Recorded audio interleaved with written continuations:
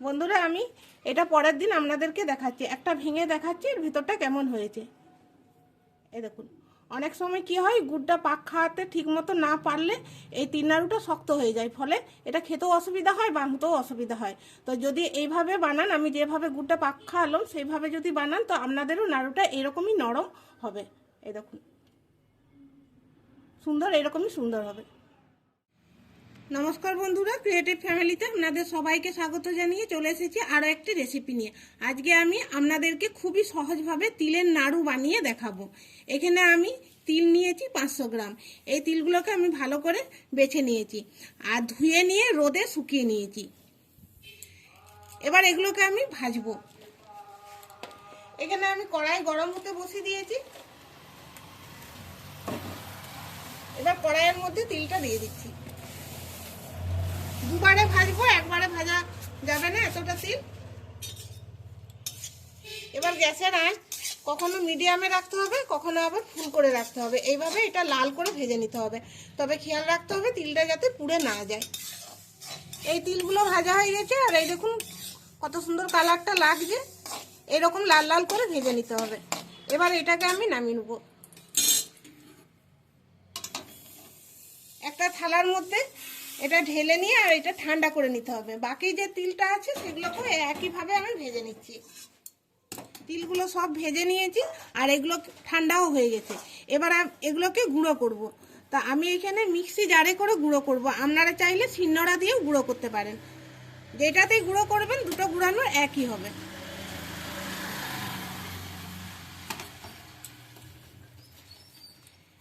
এরকম অর্ধেক করে নিয়ে আমি গুঁড়ো করে নিচ্ছি। এ দেখুন, এইরকম ভাবে আমি গুঁড়িয়ে নিয়েছি। একদম মিহি করা চলবে না, একটু দানা দানা থাকবে, সেরকম গুঁড়ো করে নিতে হবে। এই দেখুন, একদম গুঁড়ো করে নিই। এইভাবেই আমি সবগুলোকে গুঁড়ো করে নিচ্ছি। এবার এইখানে আমি গুড় নিয়েছি, এগুলো ঢেলা গুড়। এভাবে একবার নড়াতে ছিঁচে নিয়েছি, ভেঙে গেছে, কারণ এই গুড়গুলো তো খুব শক্ত থাকে। এবার এখানে কড়াই গরম হতে বসিয়েছি, গুড়টাকে আমি গলিয়ে নেব। এখানে 1 কিলো 250 গ্রাম আমি গুড় নিয়েছি।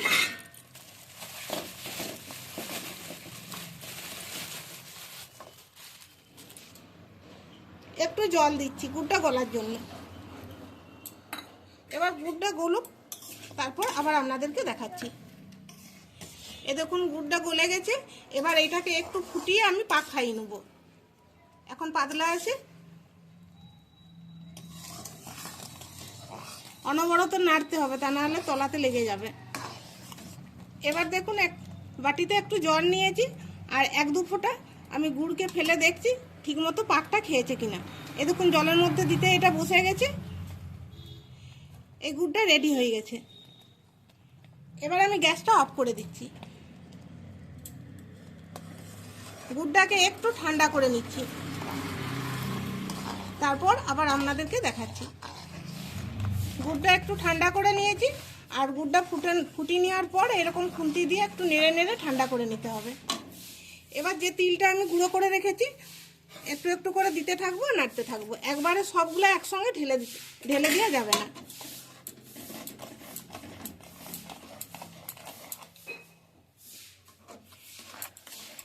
এরকম করে নেড়ে নিতে হবে।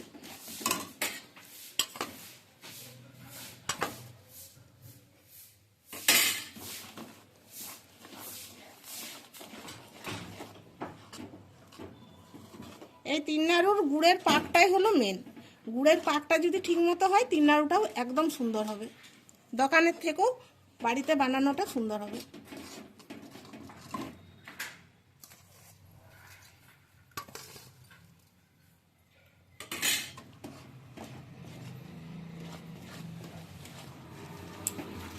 সব তিলের গুঁড়োটা আমার দেওয়া হয়ে গেছে, আর এ দেখুন ভালো করে নেড়ে নিয়েছি।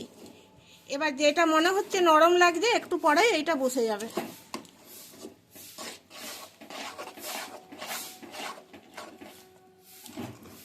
বানানো খুবই সোজা বন্ধুরা, এভাবে একবার বাড়িতে আপনারা বানিয়ে দেখবেন, খুব সোজা বানান। এবার একটু ঠান্ডা করে তারপর আপনাদেরকে দেখাচ্ছি। এ দেখুন বন্ধুরা কতটা শক্ত হয়ে গেছে দেখুন। আর এইটা কিন্তু নেড়ে নেড়ে ঠান্ডা করতে হবে, একদম এটাকে ছেড়ে দিয়ে যাবে না, তাহলে তলাটা এতটাই জমাট বেঁধে যাবে না, তখন নাড়ু পাকাতে অসুবিধা হবে। এইভাবে যদি নাড়া হয় তাহলে এরকম ঝরঝরা ভাব একটা চলে আসে, তাহলে নাড়ুটা পাকাতে সুবিধা হয়। এটা হালকা গরম আছে, এখনো ঠান্ডা হয়নি। আর এখানে আমি একটা থালাতে সর্ষের তেল গুলি নিয়েছি,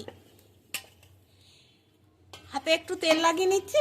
আর এবার আমি নাড়ুটা এভাবে আমি পাকিয়ে নিচ্ছি, যেরকম আপনাদের যতটা বড় করবেন সেই অনুযায়ী নেবেন। এই দেখুন সুন্দর পাকানো যাচ্ছে, একদম ঠান্ডা করে দিবেন না, হালকা একটু গরম থাকতে দিবেন, তারপরে পাকাবেন, তাহলেই দেখবেন এইরকম গোল গোল সুন্দর পাকানো যাচ্ছে। বন্ধুরা, আজকের এই তিল নাড়ুর রেসিপির ভিডিওটি ভালো লাগলে লাইক শেয়ার কমেন্ট করবেন, আর আমাদের চ্যানেলটিকে সাবস্ক্রাইব করে আমাদেরকে সাপোর্ট করবেন, আর একটু বেশি করে শেয়ার করে দিবেন যাতে আরও সবাই এই রেসিপিটি দেখতে পায়। এইভাবে বাড়িতে বানিয়ে আপনারাও দেখুন। আর এই তিলের নাড়ু অনেক দিন পর্যন্ত রেখে খাওয়া যায়, অনেক দিন। এখন যদি আপনি বলেন যে 6 মাস পর্যন্ত রেখে দেবো, একটু বেশি করে বানিয়ে 6 মাস পর্যন্ত এটা ভালো থাকবে।